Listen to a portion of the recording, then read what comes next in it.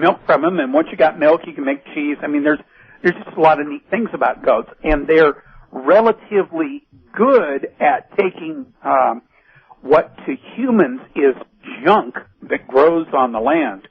You know, we have a lot of grapevines and poison ivy and things like that. You know, and if I said, "Hey, girls, come on over. I'm gonna make us all a poison ivy pie," it doesn't sound very good. No, but Rusty would go, Yeah, exactly. And so would Dick Kinney. Dick Kinney is the name of my big boar goat male, and Dick just seems to love those things, and he's got 10 girlfriends with him, and they just go around and eat up all that stuff all day long. And I couldn't pay the money that those guys put into keeping the property cleared off. It's great. So anyway, my point is that no place in school today that I'm aware of does anybody say, "Hey, why don't you try and build a sustainable life for yourself on a moderate-sized homestead?" One of the things on my Peoplenomics website, and it's come out, you know, a chapter here, a chapter there. There's probably 7 or 8 chapters of it. It's called 13 Acres and Independence.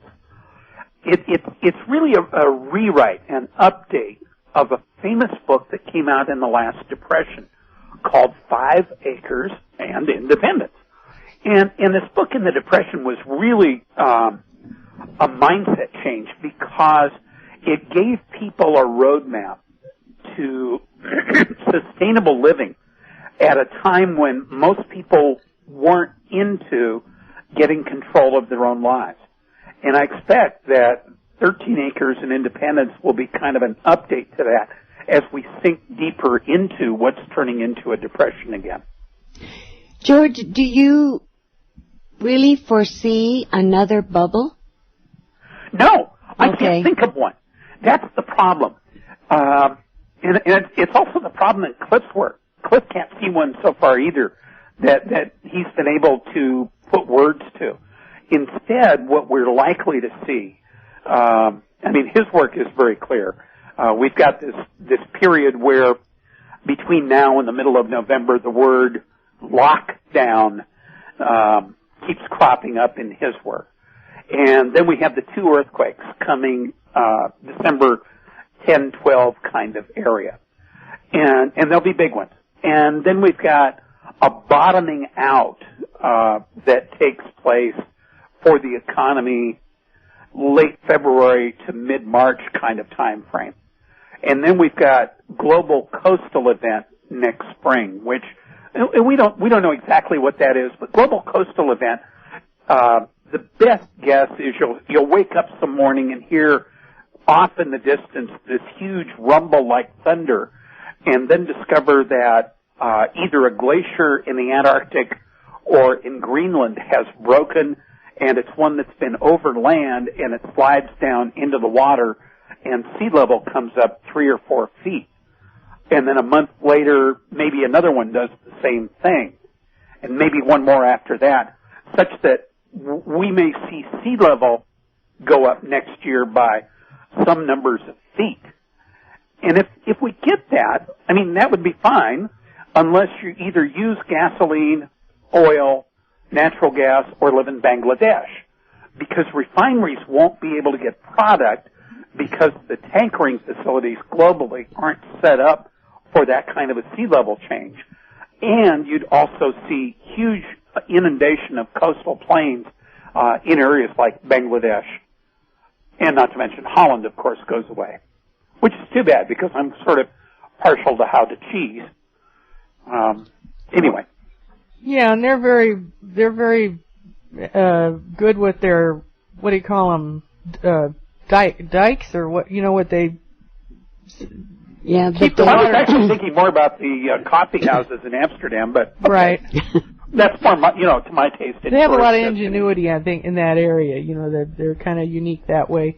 But yeah, you're right. It's not going to make it. So in all of that, and then we get, remember, I don't know how much you've read up on the Depression, but during the Depression, we had like all kinds of civil disobedience. And that was before most of the nation owned a Glock or an assault rifle. Mm-hmm. You know, back in those days, yeah, farmers had guns, and yeah, gangsters had submachine guns, you know, the old Thompsons and so forth. But it wasn't like today. I mean, today, the number of weapons in America last time I checked, outnumbered the population of the country by a big number. Mm-hmm. And, excuse me, and if we get the kind of social conflict that could arise from serious economic calamity, when everybody wakes up and figures out that, you know, oh my God, we've got 1,500 people being laid off at Yahoo, we've got, you know, 3,200 or 3,500 being laid off at Goldman, we've got, you know, how many thousand of the thundering herd are going to be let go at Merrill Lynch because, you know, their big accounts, some of the hedge funds and so forth, they're going to go away. And when the stock market ultimately gets down to 700 or so, you know, a Dow 700 sounds unthinkable, but it's real. I mean, it's a real contingency planning point. And the reason it's that way is money always goes, I'll call it hot money. Hot money is always looking for the highest rate of return. And my friend the bond dude is telling me about some deals in the fixed income markets now where collateralized debt obligations and CMOs have been terribly, terribly discounted. I mean terribly discounted to the point where people are locking in 20 and even 25% returns. The problem is that a 20 or 25% return means that in order to compete for the investment dollar, the stock market must drop to a price-earnings ratio of 4 or 5. And given that the current price-earnings ratio of the Dow, even if you take out General Motors, which hasn't been doing very good lately, and we don't even know yet if they're going to actually pull their Chrysler merger together. Even if you back out GM, you've still got a Dow PE of, at today's prices, maybe 14 or 15. So you can see if you've got to go down to 4, you've got to drop to 1/3 of today. So you can take 8,400, divide 3 into it, and that gets you what, 2,800, 2,900 on the Dow, something like that. I hope you're not asking, really. Yeah, well, I'm just saying, you know, that kind of outlook is realistic. Mm-hmm. And now, I'm not saying it'll come to pass, but I'm of a mind that... How can it not? Well, I was hoping you wouldn't ask me the hard ones. Okay, here's one way we could avoid it. And this seems to be the track that they're on right now. Print as much money as possible and give it away. Okay. I like that idea, yeah. Well, yeah, except that what they don't tell you is you get inflation on the backside of that. So if you don't mind paying $20 for a gallon of gas and, you know, $10 for a gallon of milk, we'll do it. But how does that make anything better? How does that make the current situation better? Well, it doesn't make anything better. It just keeps the game going for a while.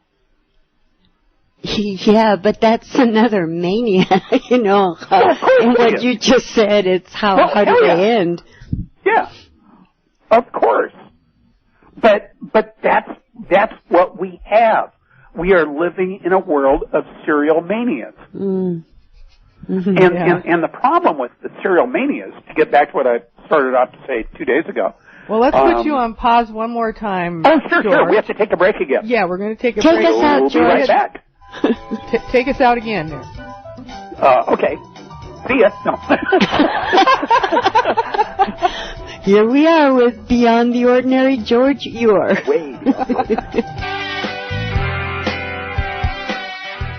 Okay, let's not waste time on introductions. Let's get back to George. Well, I was telling you during the break that I'm starting to see a lot of financial humor arise. And yesterday I put an update on my website under the category of "Here is the truth leaking out," as the Washington, D.C. Departments of Environment and Health have come up with a new campaign with brochures out that say, and they're very nice brochures. They're blue, and they say on the front, "Let's work together for a rat-free D.C." And I'm thinking to myself, the truth is just out there if you go looking for it. And by the same token, also we're starting to pick up bits of humor or attempts at humor floating around the internet about this thing. For example, why have real estate agents and mortgage lenders stopped looking out their windows in the morning? The answer is, you want to do a drum roll or a rim shot here? Drum roll, please. Because that would leave them with nothing to do in the afternoon. Or, how do you know when this crisis is really bad? How? Even George Bush knows about it. Oh, God. Okay, so here's I got a million of them. What's the best way to get and run a small business in today's economic climate? Gosh. What? Buy a big business and wait.